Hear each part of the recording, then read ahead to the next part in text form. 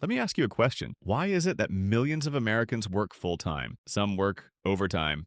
Some even work two jobs, and yet still feel one emergency away from financial collapse? Why does getting a raise sometimes make life harder, not easier? And how is it possible that in the richest country in the world, having a salary is often the very thing that keeps people poor? Today, we're exposing the salary trap, the system no one explains, the rules no one teaches, and the reason hard work alone is no longer enough. Stay with me, because by the end of this video, you'll see money, work, and income very differently. Picture this. It's Friday morning. You check your bank account, your paycheck just hit. For a brief moment, relief. But within hours, the money is already spoken for. Rent, utilities, insurance, groceries, debt payments. And by Monday, you're back to zero. Not because you're lazy, not because you're irresponsible, but because the system is designed this way. That's the salary trap. Let's start with the foundation of the trap. Wages. For decades, American wages have barely moved. But prices, they ran. Housing costs exploded. Healthcare costs doubled and tripled.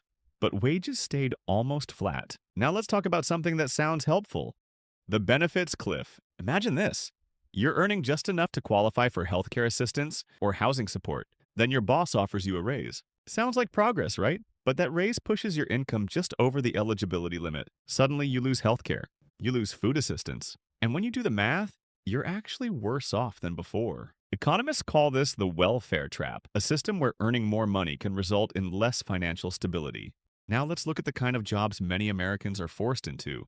Precarious work, gig jobs, contract work, on-call shifts, just-in-time scheduling. You don't know your hours next week. You don't know your income next month. And you don't get benefits. Companies call it flexibility. Workers call it anxiety. This isn't freedom. It's financial quicksand. And when income is unstable, debt moves in. If you're low income, basic financial services cost more. No bank account? You pay check cashing fees. Need cash fast? Payday lenders charge interest rates so high they should be illegal. Payday loans can carry annual interest rates exceeding 400%. That's not lending, that's extraction. And once you're in debt, climbing out becomes nearly impossible. Student loans make it worse. Millions were told that college was the only path forward, but many degrees didn't lead to higher paying jobs. So now people carry decades of debt for income that barely covers living expenses. Let's shift the camera angle. Zoom out. Look at where people live. Geography matters more than we admit. Affordable housing is often far from good jobs. Owning a car becomes mandatory, so you spend more money just to reach work. Urban sprawl traps people in low opportunity zones.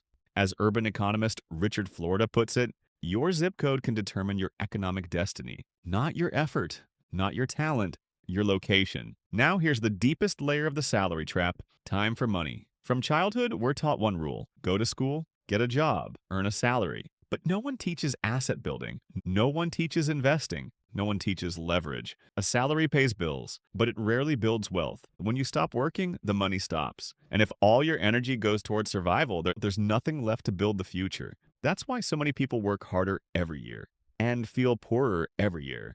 So let's answer the big question. Why does the salary trap keep Americans poor? Because wages lag behind reality. Because benefits punish progress. Because work is unstable, because debt is predatory, because geography limits opportunity, and because the system rewards time, not ownership. This isn't personal failure, that's a structural one. But here's the part that most people never hear. Understanding the trap is the first step out of it. Financial education matters, skill development matters, policy reform matters, higher wages, smarter benefit programs, affordable housing, better public infrastructure. These aren't luxuries, they're necessities for mobility. Let me leave you with this. If working harder guaranteed success, the hardest workers in America would be the richest. But they're not. The salary trap doesn't break with effort alone. It breaks with awareness, strategy, and systemic change. And that's why conversations like this matter. Here is the wrap-up. The salary trap keeps Americans poor by combining stagnant wages, rising living costs, unstable work, benefit cliffs, predatory debt, geographic barriers, and a cultural focus on trading time for money instead of building assets. Hard work alone is no longer enough. Escaping the trap requires financial education, smarter policy, and systemic investment in people, not just productivity.